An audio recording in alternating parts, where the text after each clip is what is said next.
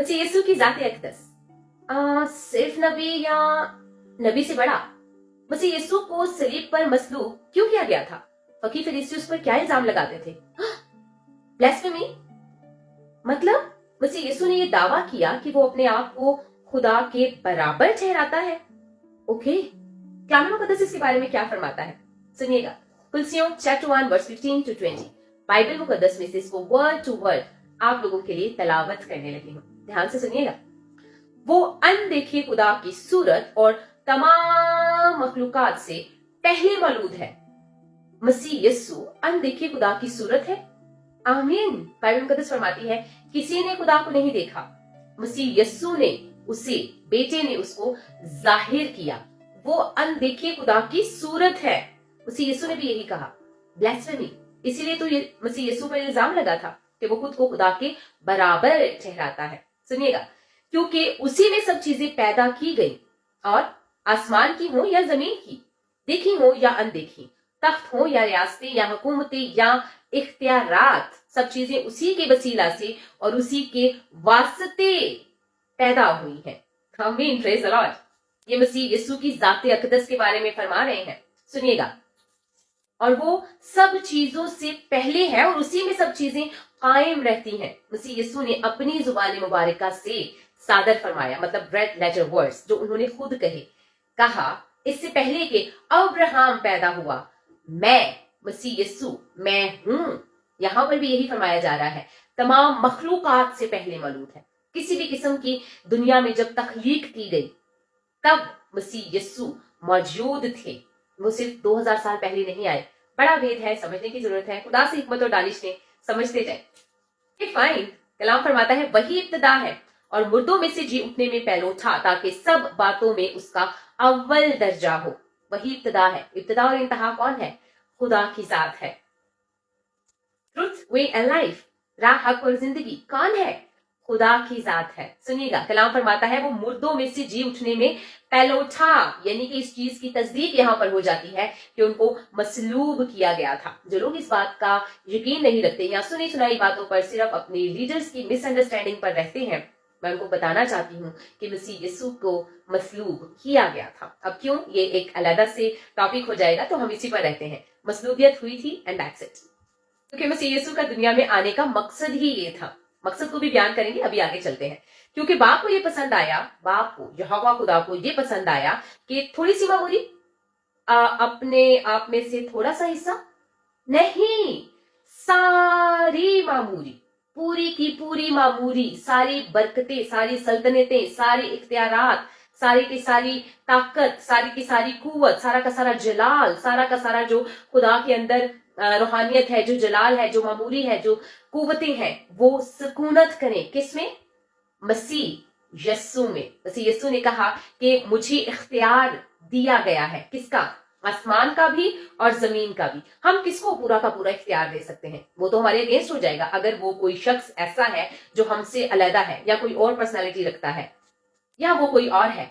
अगर वो कोई शख्स होता तो वो सारे इख्तियार तो उसके पास चले जाते ना, फिर वो मेरे अगेंस्ट भी हो सकता था। जैसे लूसीफर हो गया, लूसीफर अगेंस्ट हो गया था क्योंकि वो कोई और पर्सनालिटी रखता था।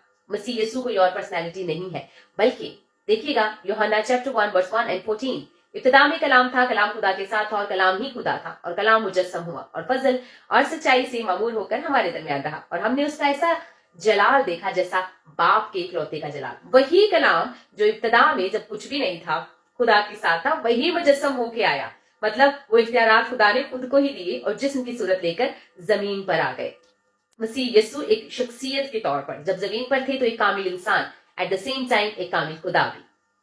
और उसके खून के सबब से जो सलीब पर बहा, सुलह करके सब चीजों का उसी के वसीला से अपने साथ मेल कर लिया। आमीन। मतलब यहाँ पर ये बात भी साबित हो गई कि मसीह यीशु को सलीब पर मसलूब किया गया था। जो लोग इस बात का यकीन नहीं रखते, सुनी सुनाई कि वो सलीब पर मसलूब हुए, सो जो लोग मसीह की मसलूबियत पर यकीन नहीं रखते, उनको सुनी सुनाई बातें या लीडर्स की मिसअंडरस्टैंडिंग में आने की बजाय वाइजली अंडरस्टैंड चीजों को करने की कोशिश करनी चाहिए। क्योंकि बाइबल मुकद्दस एक इल्हामी किताब है और इल्हामी किताबें ही यूं फरमाती हैं कि अगर तुम्हें किसी बात का शक व शुबा या डाउट हो तो उन कुतुब से रहनुमाई हासिल करो जो मैंने तुमसे पहले कौमों पर नाजिल की थी। आमीन, प्रेज द लॉर्ड।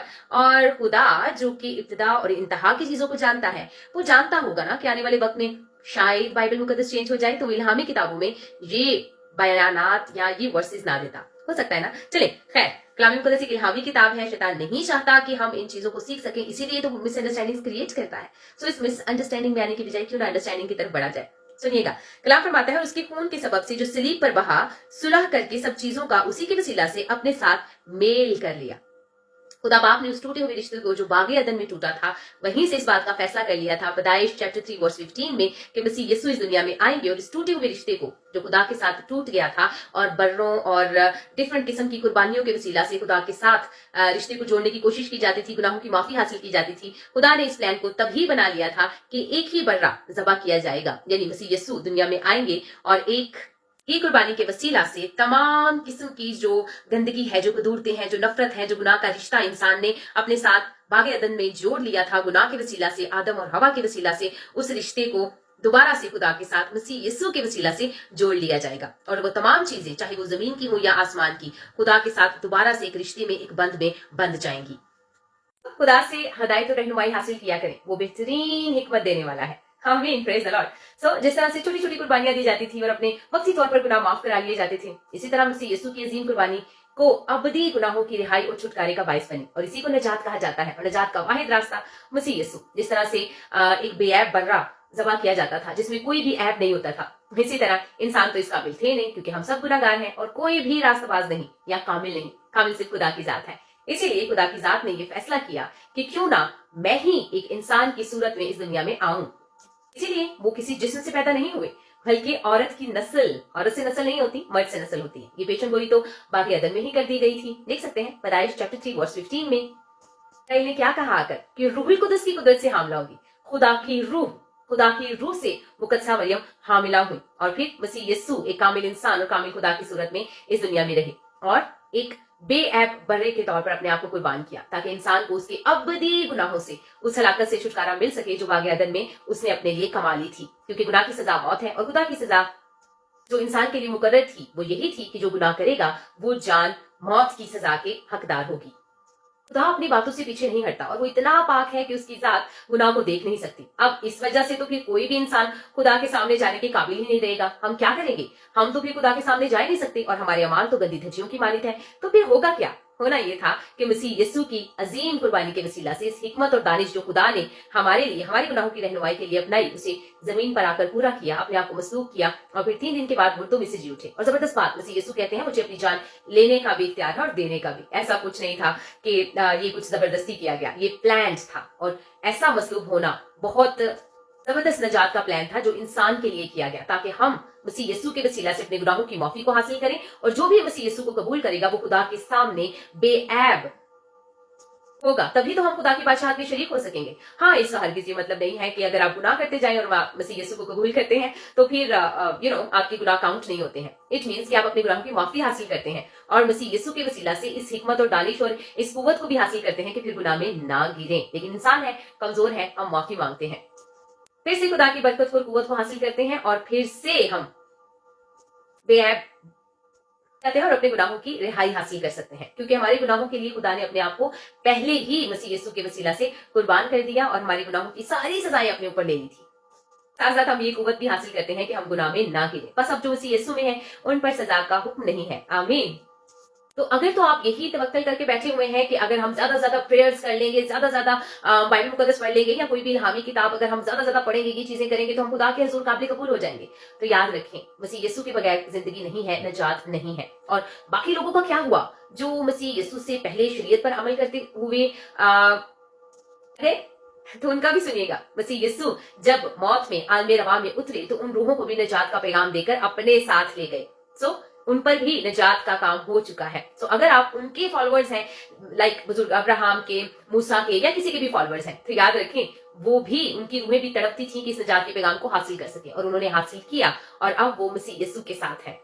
ये रवा में उतरने का मकसद ही ये था। हिकमत और दानिश को हासिल करें, खुदा से मदद को मांगे, कम से कम ये दुआ करें कि खुदावंद मुझे अपने आप को दिखला, क्या सच है क्या झूठ है, मेरी मदद कर। मैं किसी वीडियो पर या किसी लोगों की बातों पर नहीं जाता, मेरी मदद कर ताकि मैं तुझे पहचान सकूं। ये दुआ करें, यकीनन खुदा आपको हिकमत और दानिश देता है। वो नहीं चाहता किसी की हिलाकत हो, बल्कि चाहता है हर एक की तौबा तक नौबत पहुंचे। आमीन।